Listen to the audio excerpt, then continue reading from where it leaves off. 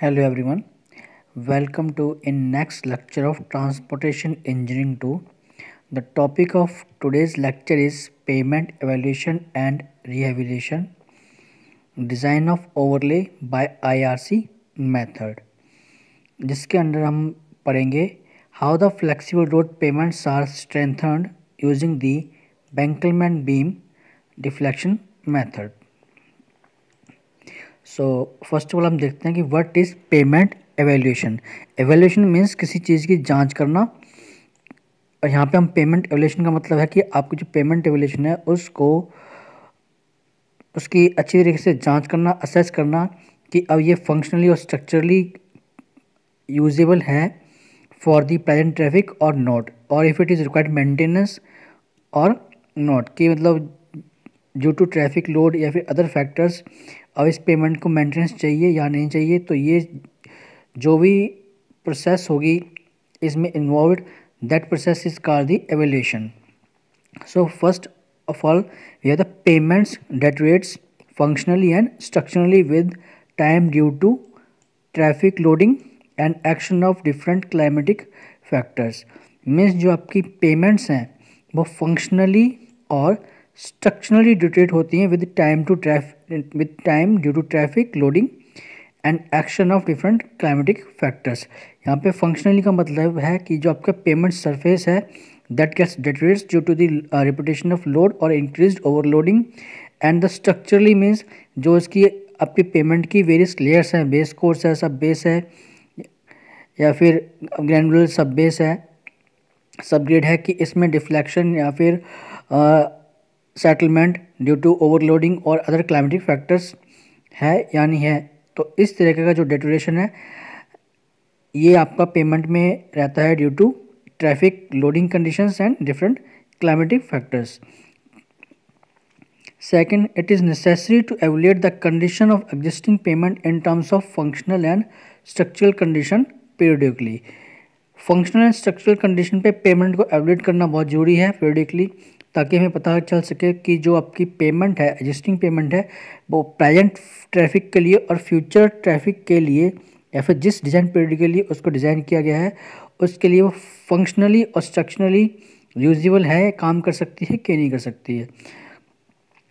The pavement evaluation involves a thorough study of various factors such as subgrade support, pavement composition and its thickness, traffic loading and environmental conditions. The primary objective is to assess whether and to what extent payment fulfills the intent requirement so that the maintenance and strengthening jobs could be planned in time. So what is the primary objective of payment evaluation?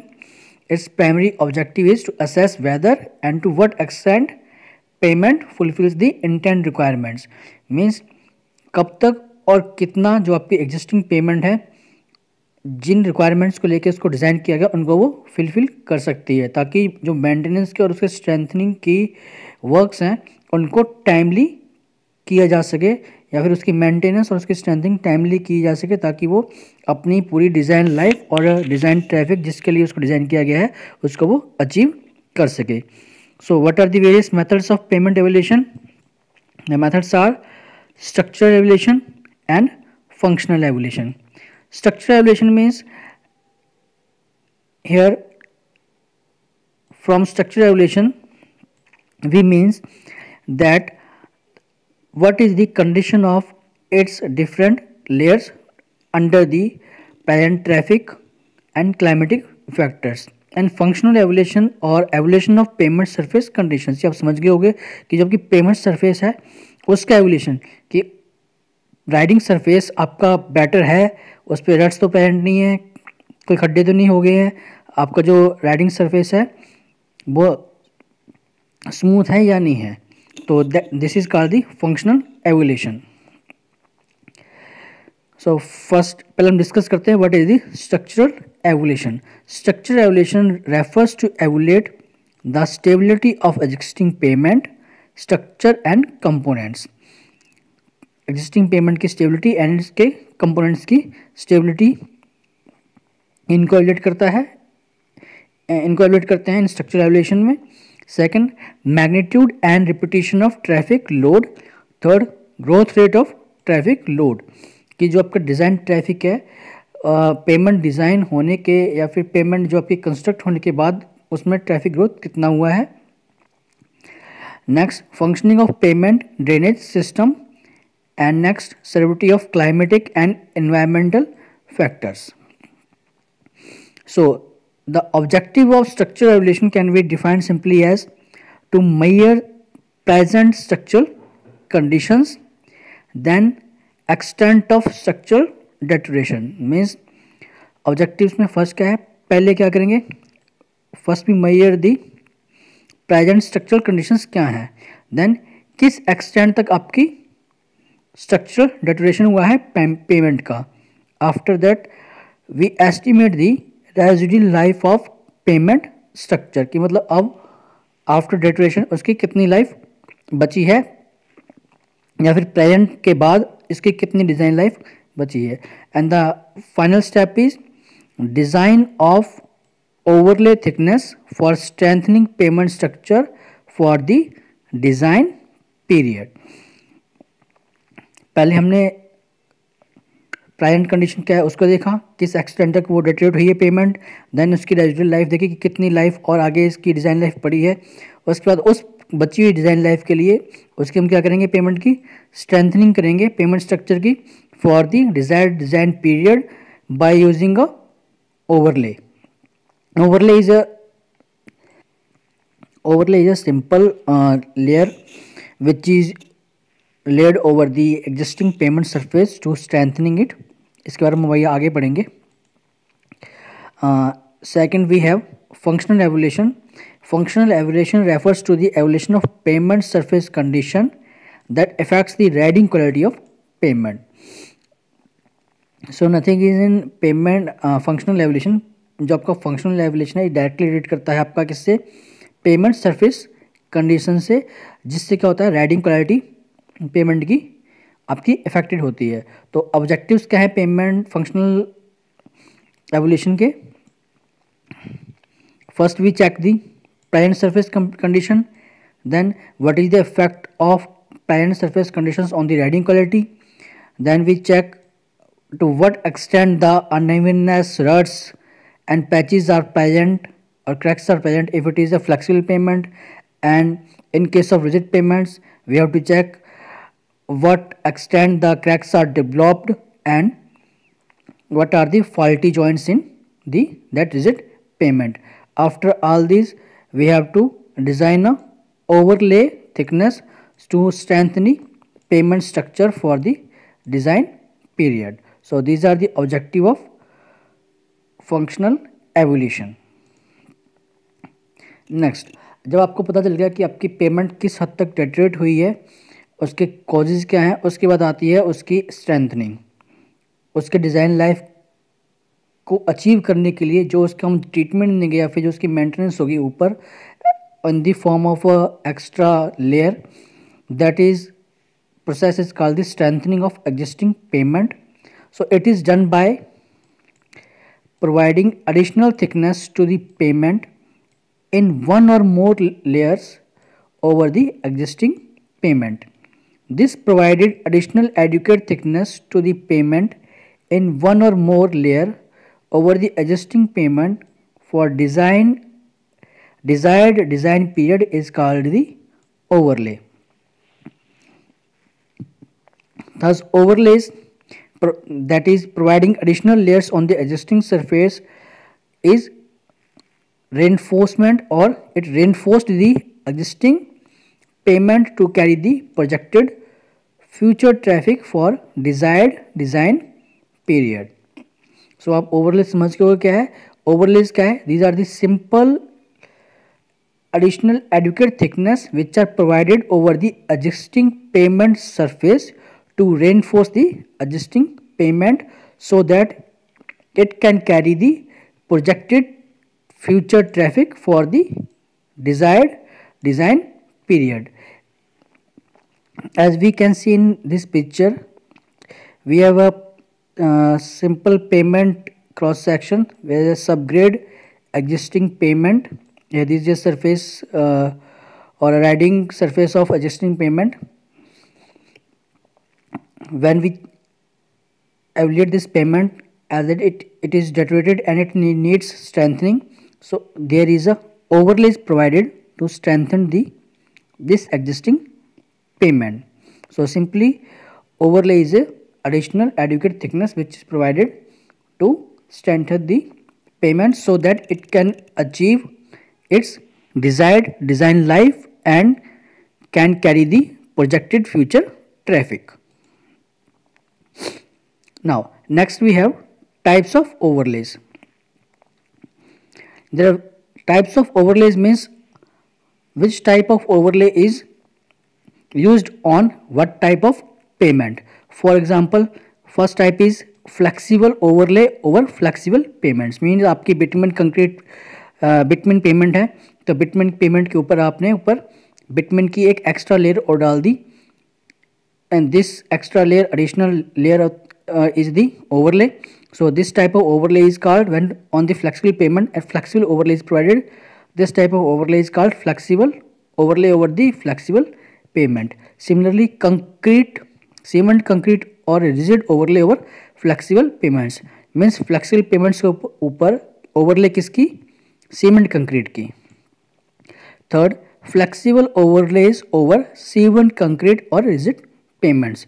Rigid payments के ऊपर overlay किस type की, flexible means आपकी CC payment है उस पर अगर strengthening पड़ी उस स्ट्रेंथनिंग के लिए हमने ओवरले कौन सी डाल दी, फ्लेक्सिबल बिटवीन कंक्रीट की. So that type of overlay is called the flexible overlay over the cement concrete और rigid pavements. And the last one is cement concrete और rigid overlay over the rigid pavements. Now next we have principle of deflection, method of payment, evolution और overlay design principle. Means जो आपकी overlay thickness है जो हम एक additional layer डालते हैं that is overlay, उसकी thickness को हम कैसे calculate करेंगे और उसको calculate करने का principle क्या है. The overlay design principle, this is very simple, that a payment section deforms elastically under wheel load application such that when the load moves away there is an elastic recovery or rebound deflection of the deformed payment surface. This is the basic principle of deflection method for payment evaluation or overlay design. So simply we can say that the elastical recover of the payment when the load is removed is the basic principle of deflection or payment overlay design.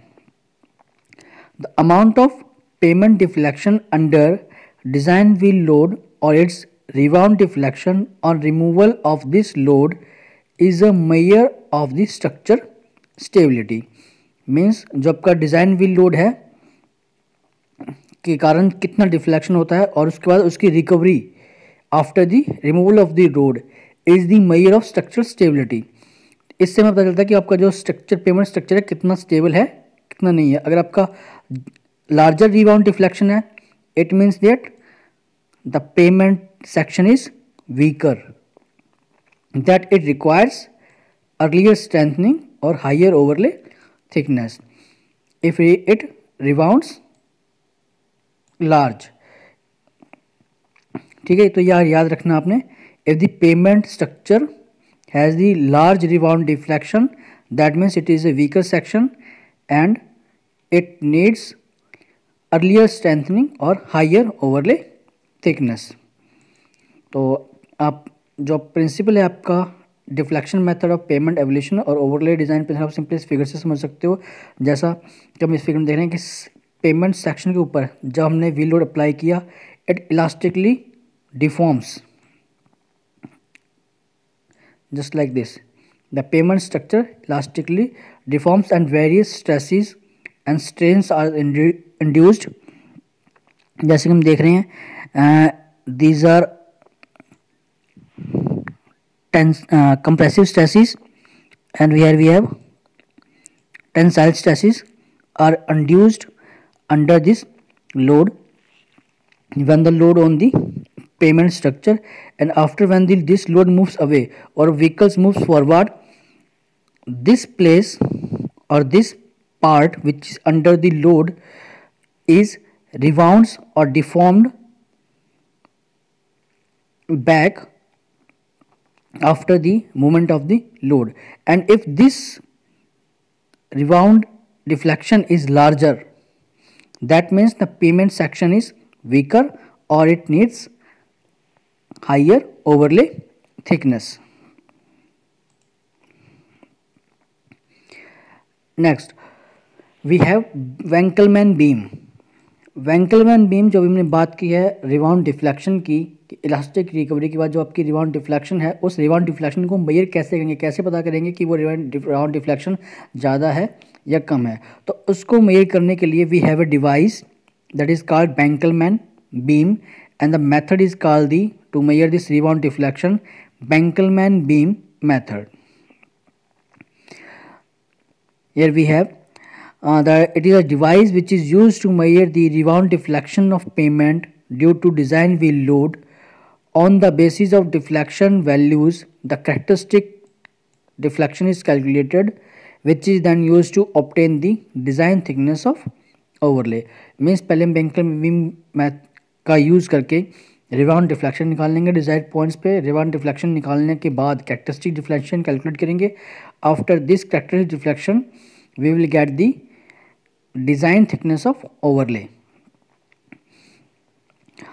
जो आपकी deflection है, rebound deflection है, वो Winkelmann beam पे किस तरीके से जो आपकी फाइंड आउट या फिर एवलेट की जाएगी.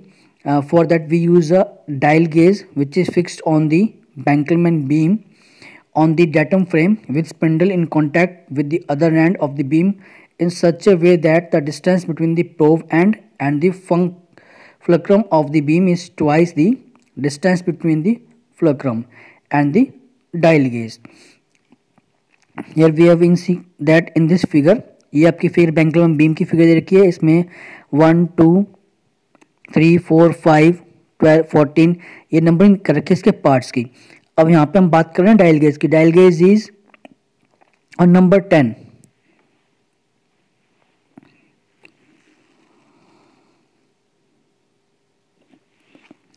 On number 10, here we have this is the dial gauge which is used to compute the rebound deflection. जो आपका डायल गेज से लेके पाइवट तक का जो डिस्टेंस है that is 1.22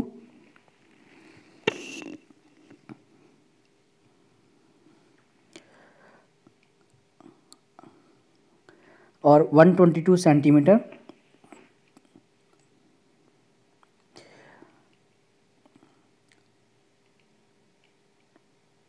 The distance between the probe end and the fulcrum of the beam is twice the distance between the fulcrum and the dial gauge spindle. ये dial gauge spindle है और ये आपका फ्लोक्रम है. इसके बीच में जो डिस्टेंस है वो कितना है?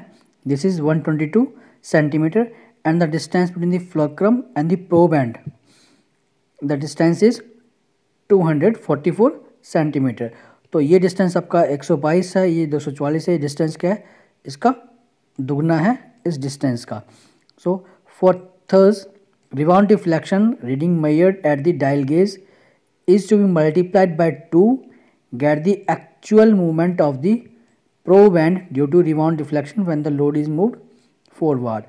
Means जो आपका ये प्रोब एंड है, इस प्रोब को हम जो आपका मार्क्ड पॉइंट है जहाँ पे हमें डिफ्लेक्शन नोट करनी है वहाँ पे इस पॉइंट को रखेंगे और वो आपकी डिफ्लेक्शन यहाँ पे डायल गेज पे मेजर होगी.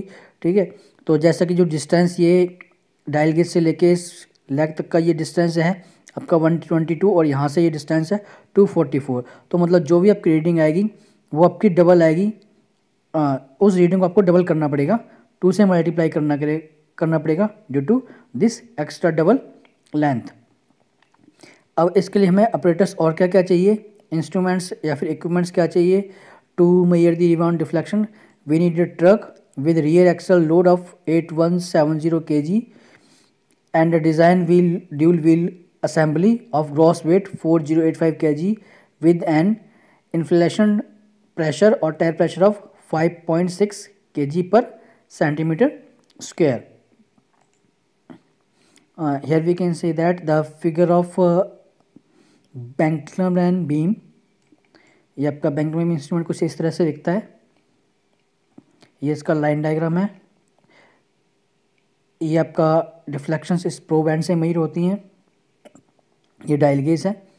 इस डिस्टेंस की हम बात कर रहे थे, ये 122 सेंटीमीटर डिस्टेंस है और इस पॉइंट से हिंज ऑफ प्रो बीम से प्रो बैंड तक ये डिस्टेंस कितना है 244 है.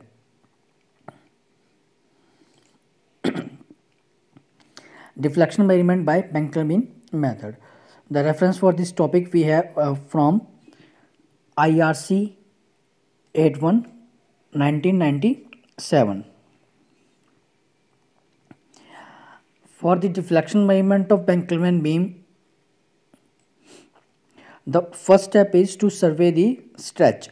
जिस स्ट्रेच पे आपने डिफ्लेक्शन मेजरमेंट करना है, डिफ्लेक्शन स्टडी करनी है, पहले उस स्ट्रेच की पेमेंट्स कंडीशन की सर्वे की जाएगी. And this survey is based on this three classifications. First is if there is no cracking and rutting is less than 10 mm, then the pavement section is classified as good. If it has no cracking or no cracking confined to single crack in the wheel track with rutting between 10 mm to 20 mm, then it is classified as fair payment section. If it has extensive cracking or no rutting greater than 20 mm, sections with cracking exceeding 20% shall be treated as failed section, or this type of payment section is called as poor. So after this payment conditions survey, each road section of uniform performance according to the classifications, minimum of 10 points. कितने? We have to mark the 10 points at equal distance in each lane of traffic for making the deflection observations. Means assume कर लिए कि आपके पास ये एक payment है section, ये single lane है, इसमें आपने डिफ्लेक्शन स्टडी करनी है. तो इस तरीके से हमने we have marked these 10 points at equal interval.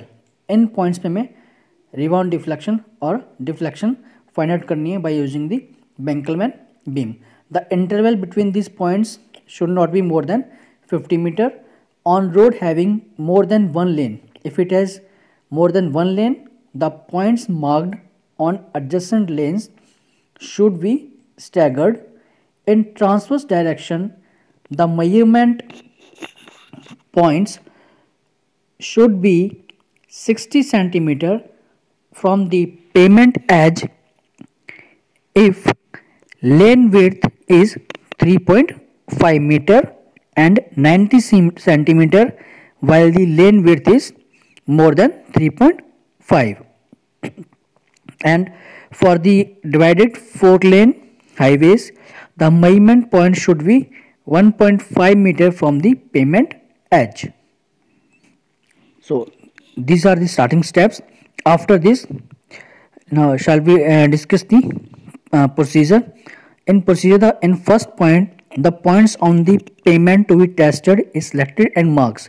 वही बात करें हम, पहले हम उस पॉइंट्स को सिलेक्ट करेंगे, 10 डिफरेंट पॉइंट्स को पेमेंट स्ट्रेच पर मार्क कर लेंगे. For highways this point should be located 60 centimetre from the pavement edge if the lane width is less than 3.5. Means अगर आपकी मान लीजिए ये जो लेन विड्थ है 3.5 से क्या है कम है, तो ये पॉइंट्स कितने होने चाहिए? This point should be located as 60 centimetre from the pavement edge. Means इस पेमेंट एज से इस पॉइंट्स का डिस्टेंस कितना होना चाहिए? 60 centimetre. And 90 centimetre from the pavement edge for wider lanes. If the lanes are wider than 3.5 meter, then its distance of the point from the edge of pavement should be 90 centimeter. For 4 lane highway, the measurement point at least 1.5 meter from the pavement as.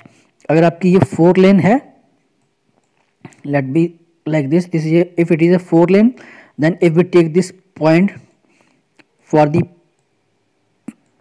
deflection measurement, then this point should have distance from the edge कितना 1.5 meter.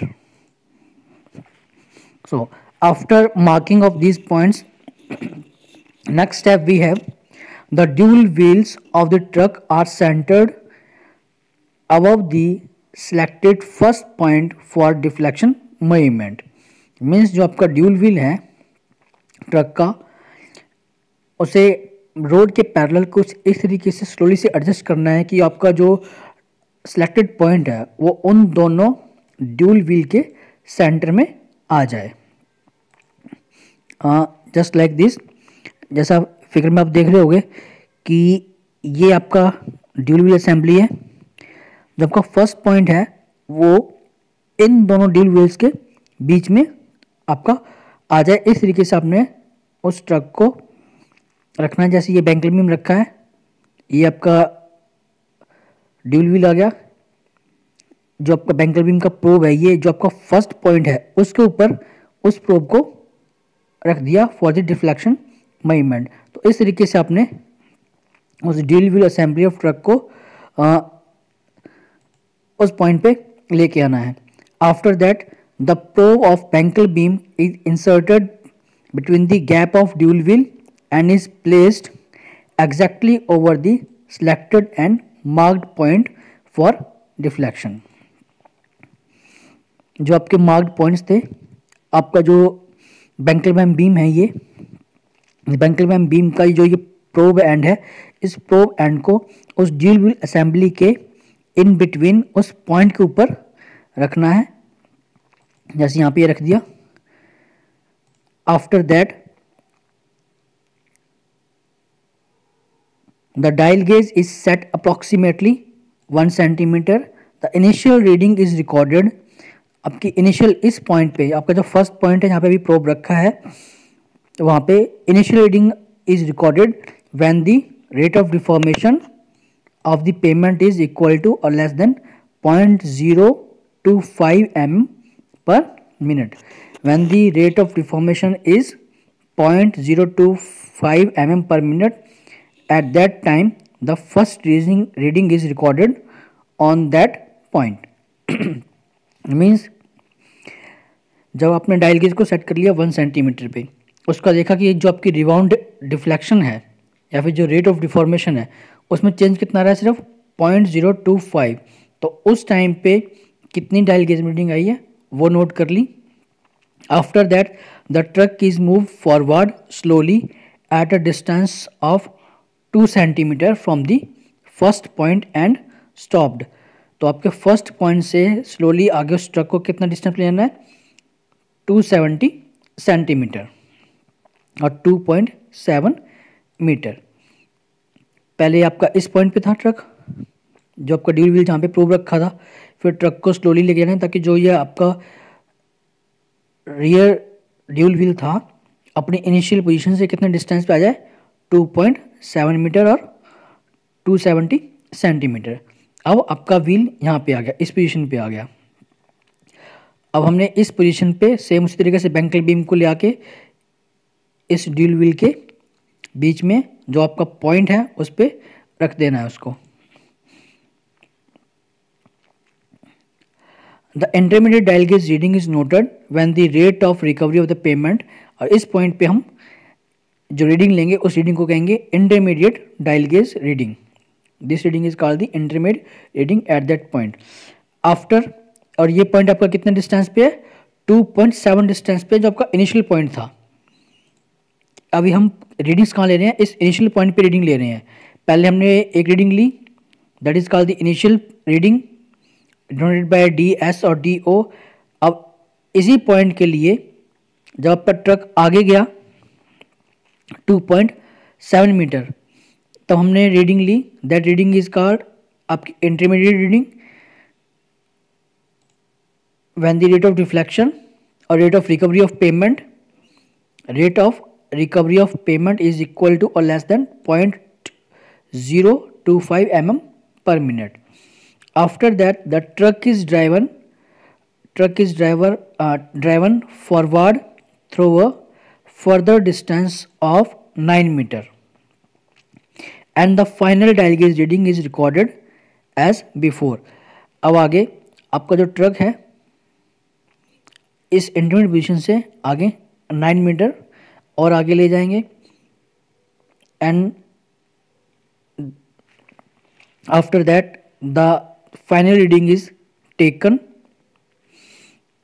when the rate of recovery of the payment is equal to or less than 0.025 per minute. सो इसमें आपने क्या चीज़ ध्यान में देनी है, पहले जो आपने फर्स्ट पॉइंट मार्क किया, ये फर्स्ट पॉइंट मार्क किया, यहाँ पे आपका ट्रक का जो लास्ट रियर एक्सल का ड्यूल व्हील है वो उसको पॉइंट के ऊपर लेके आए, एक सच दैट ये जो आपका पॉइंट है दोनों ड्यूल व्हील्स के सेंटर में आए। प्रोब बैंकल बीम का प्रोब उस पॉइंट पे रखा, इनिशियल रीडिंग चेक की, उसका ट्रक को आगे ले गए कितना 270 सेंटीमीटर। जब आपका रेट ऑफ रिकवरी, और जैसे यहाँ से लोड मूव होगा इलास्टिकली आपकी जो पेमेंट इलास्टिकली बिहेव कर रही है, अगर ये स्ट्रॉन्ग पेमेंट है इलास्टिकली बिहेव करेगी तो डिफॉर्म रिकवर होना शुरू करेगी। तो जब आपका रेट ऑफ रिकवरी 0.025 या उससे लेस हो तब हमने वहाँ पे उसकी इंटरमीडिएट रीडिंग लेनी है इस पॉइंट पे कि कितनी रिबाउंड डिफ्लेक्शन आ रही है, लोड के कितने 2.7 मीटर मूव करने पर रिबाउंड डिफ्लेक्शन कितनी आ रही है। आफ्टर दैट ये लोड आपका 9 मीटर आगे चला जाएगा, तो 9 मीटर आगे जाने के बाद रिबाउंड डिफ्लेक्शन कितना आ रहा है on that rate of recovery कितना 0.025 mm पर मिनट। वहाँ पे तो फर्स्ट पॉइंट पे हमारे पास इस तरीके से 3 रीडिंग आ जाएंगी, एक इनिशियल रीडिंग, एक इंटरमीडिएट और एक फाइनल रीडिंग। तो ये तीनों जो आपकी डिफ्लेक्शन डायल गेज रीडिंग्स हैं denoted by D S D I and D F एक पॉइंट पे मिलेंगी हमें, ठीक है।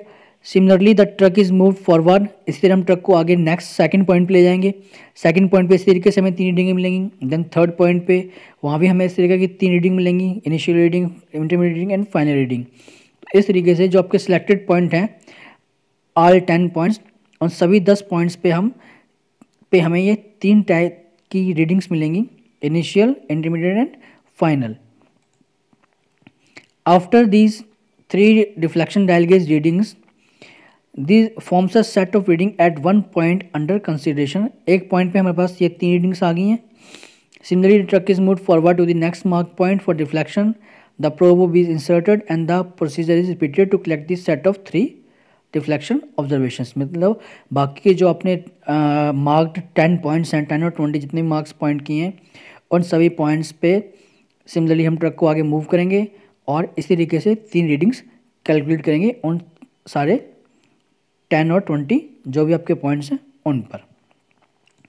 सो after that the temperature of the pavement, हाँ meanwhile the temperature of the pavement surface is recorded at least once every hour and the tire pressure is checked at 2 or 3 hours interval during the day and adjusted to the standard if necessary. So temperature, tire pressure and moisture content suitable intervals पे इनका ध्यान रखना है while this deflection measurement. So next calculation of rebound deflection. अब हमने मान लीजिए आपके पास 10 पॉइंट थे और 10 पॉइंट पे आपने 3 रीडिंग कैलकुलेट की, तो हमारे पास टोटल 30 रीडिंग्स आ गई। अब इन 30 रीडिंग्स से हम डिफ्लेक्शन कैसे कैलकुलेट करेंगे, rebound deflection. So first if intermediate deflection and final deflection, जो आपकी इंटरमीडिएट रीडिंग है और जो फाइनल रीडिंग है रिबाउंड डिफ्लेक्शन की, अगर इनके बीच का जो difference if it is less than or equal to 2.5 divisions of the dial gauge or 0.025 mm, that in that case the rebound deflection is given by 0.02 ds minus df. ds is the initial reading, df is my final reading of rebound deflection in mm. ठीक है जी। तो अगर आपकी ये condition है तो आपकी जो रिबाउंड डिफ्लेक्शन है ये रहेगी. Second, if the difference between the initial and final reading is greater than or equal to point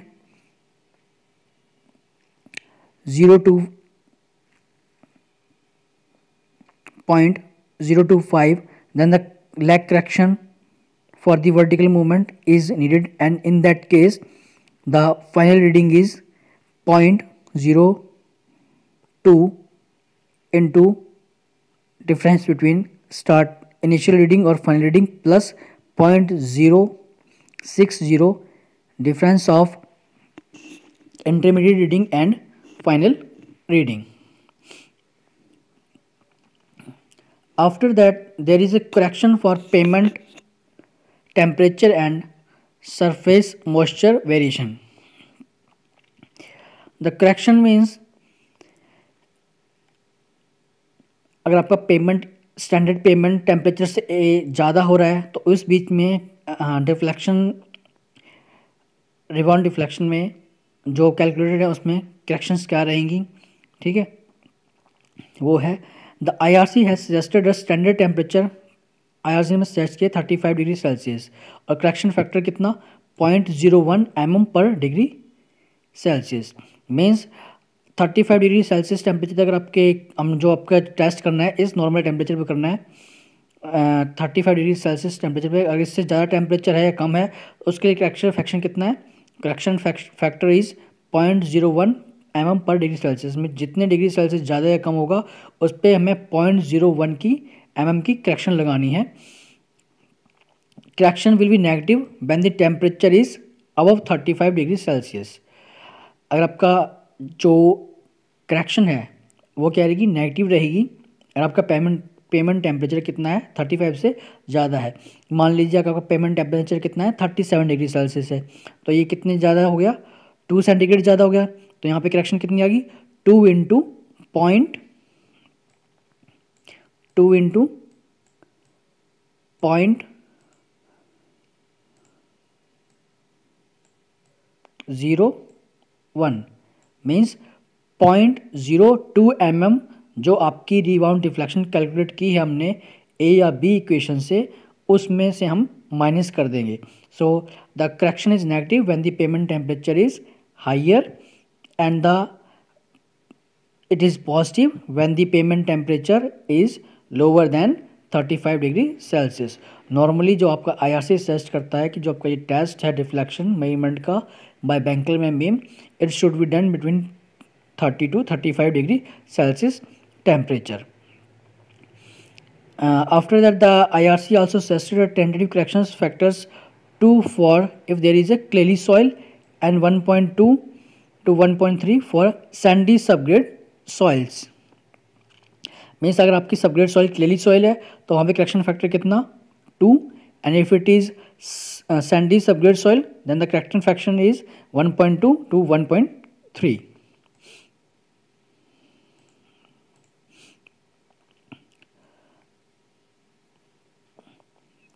next characteristics deflection. अब कैरेक्टरिस्टिक्स डिफ्लेक्शन कैसे कैलकुलेट करें हम. For the calculation of characteristics deflection इसमें थोड़ा आपका स्टैटिक्स यूज़ करना पड़ेगा हमें. स्टैटिक्स इसलिए क्योंकि हमारे पास एक पॉइंट पे 3 रीडिंग्स आ रही हैं तो that means we have to calculate first the mean then standard deviation. क्योंकि हमें एक सिंपल एक पॉइंट पे जैसे हमारे पास आ रही हैं 3 रीडिंग्स तो अगर आपके पास 10 पॉइंट है तो 30 रीडिंग्स होंगी. तो इन 30 रीडिंग्स से हमें एक सिंपल रीडिंग को निकालने के लिए कि वहाँ पे मतलब उस एक्चुअल पॉइंट उस पॉइंट पे एक्चुअली कितनी डिफ्लेक्शन थी तो उसके लिए हमें स्टैटिकली इसको थोड़ा सॉल्व करना पड़ेगा. As the rebound deflection values are determined over only the marked points of selected road length and observe values of initial and intermediate and final rebound deflection. Overlay design for given section is based not only deflection values but on statistical analysis of all the measurement in this section corrected for temperature and seasonal variations. So as per statistical analysis the mean value of the deflection at n points is given by sum of all the readings by number of points. मान लीजिए आपके 10 point है, 200 point पे जितनी भी आपकी reflections आई हैं उन रिफ्लेक्शंस का सम bye 10। Then after that we have to calculate the standard deviation. As I think all of you know what is the standard deviation, what is mean. So after that we calculate the standard deviation of the deflection at n points, that is summation of difference between the mean minus individual reading and summation of all these under root by n minus 1. So after calculating this mean value of deflection and standard deviation of the deflection, finally we get the characteristic deflection by these two values. First, for roads like national highway and state highways, the IRC recommend that the characteristic deflection will be mean deflection plus 2 times of standard deviation, and for all other roads IRC suggests that the characteristic deflection will be mean deflection plus standard deviation in mm. So this is how we find out the characteristic deflection from the different Revon deflection values that are determined over the marked points. Next the design of overlay. So हमने characteristic deflection तो calculate कर ली, अब overlay thickness कैसे design करेंगे by using this characteristic deflection. So the overlay thickness noted by H nought is determined after deciding the allowable deflection, that is denoted by DA, in payment under the design load. Means आपकी जो payment section है in well condition what is the allowable deflection. और आपको allowable deflection पता है तो इस allowable deflection के बेसिस पे ओवरले थिकनेस फाइंड आउट कर सकते हैं। तो IRC suggested the formula for the design of overlay thickness equivalent to granular material of WBM layer. When superior materials are used in the overlay layer, thickness value has to be suitably decreased, taking equivalency factor of the material into consideration. Means आपकी IRC ने जो Indian road Congress है उसने ये formula suggest किया है to calculate the overlay thickness. So जो आपका ये फॉर्मूला है, ये आप फॉर्मूला आपको ओवरले थिकनेस किस में देगा, ये ओवरले थिकनेस देगा आपको इन the form of WBM layer. Means जो ओवरले थिकनेस निकलेगी वो WBM लेयर की थिकनेस निकलेगी यहाँ से। मीन्स ये फॉर्मूला क्या कहता है कि जो आप ओवरले डालोगे वो किस फॉर्म में डालोगे, WBM फॉर्म में डालोगे। लेकिन अगर हम WBM की जगह मीन्स वाटर बाउंड मैग्नम की जगह इससे सुपीरियर क्वालिटी का मटेरियल यूज़ करते हैं, इससे सुपीरियर क्वालिटी क्या होगा, बिटुमिनस मैग्नम हो गया या फिर बिटुमिन की कोई भी लेयर होगी, अगर हम उसकी वो यूज़ करते हैं तो ऑब्वियसली उसकी स्ट्रेंथ इससे ज़्यादा होगी। वाटर बाउंड मैग्नम से बिटुमिनस कंक्रीट सरफेस की स्ट्रेंथ क्या होगी, ज़्यादा होगी। तो दैट मीन्स जितनी ये थिकनेस आएगी इस थिकनेस को हम रिड्यूस कर सकते हैं अगर हम बिटुमिनस मैग्नम यूज़ कर रहे हैं। तो उसके लिए IRC ने क्या सजेस्ट किया है, एक इक्वलेंसी फैक्टर सजेस्ट किया है कि अगर इससे पहले आप थिकनेस निकाल लो, ओवरले थिकनेस निकाल लो ग्रैनुलर, जो कि किस में निकलेगी, in the form of granular और WBM layer in the MM. After that thickness is converted into और decreased if the superior quality material is used for the overlay. So equation क्या है, H nought is equal to 550 log 10 characteristic deflection by allowable deflection. So H naught here is the thickness of granular or water bound magnum layer in mm. DC as before we have discussed characteristic deflection इन दो type से दो तरीके से निकाल लेंगे। आपका रहेगा desirable और allowable deflection. Allowable deflection is 1.2 or 1.5 mm if the projected design traffic is this and this respectively. Means अगर आपका प्रोजेक्टेड डिज़ाइन ट्रैफिक 1500 से 4500 के बीच में है तो आपकी अलाउएबल डिफ्लेक्शन कितना है, 1 mm है। अगर आपका ये है 450 to 1500 then this is 1.2 5 mm and the traffic is 152 to 450 150 to 450 vehicles per day, then the allowable deflection is 1.5 mm. So आपका जो डिज़ाइन ट्रैफिक है, this design traffic is vehicles per day कितने हैं आपके, तो इन व्हीकल्स पर डे के basis पे आपकी अलाउबल डिफ्लेक्शन ये आईआरसी ने रेकमेंड की है, तो इस बेसिस पे हम ये अलाउबल डिफ्लेक्शन लेंगे। और जो आपका डिज़ाइन ट्रैफिक है, आपका जो हम फॉर्मूला अभी तक यूज़ करते हैं उसके बेसिस पे डिज़ाइन ट्रैफिक निकालेंगे। यहाँ से आपके व्हीकल्स पर डे निकल जाएंगे, ऑन व्हीकल्स पर डे के बेसिस पे हम अलाउबल डिफ्लेक्शन देख लेंगे कितनी है, वो हम यहाँ पे पुट करेंगे और कैरेक्टरिस्टिक डिफ्लेक्शन हमने कैलकुलेट कर लिया है। तो इस तरीके से आपका थिकनेस निकल जाएगी ओवरले की इन टर्म्स ऑफ WBM, जिसे हम फर्दर कन्वर्ट करेंगे जिस भी टाइप की हम ओवरले यूज़ करेंगे। For example if we use bituminous concrete और bituminous macadam with bituminous surface course as the overlay, then equivalency factor is 2। अगर हम बिटुमिनस मैग्डम बिटुमिनस सरफेस के साथ यूज़ कर रहे हैं एज अ ओवरले, तो वहाँ पे जो आईआरसी ने सजेस्ट किया है इक्वलेंसी फैक्टर क्या है, 2 है। दैट मीन्स जो आपका बिटुमिनस मैग्डम है it is 2 times stronger than the water bound magnum. So in that case the thickness of bituminous concrete overlay will be h by 2। जितनी भी यहाँ से आपकी जो थिकनेस वैल्यू आएगी ओवरले की उसको हाफ कर देंगे, वो आपकी किसकी आ जाएगी, अगर हम बिटुमिनस मैग्डम को यूज़ कर रहे हैं एज ए ओवरले। अगर आप WBM यूज़ कर रहे हो so then it is okay, जो वैल्यू आ गई वही है।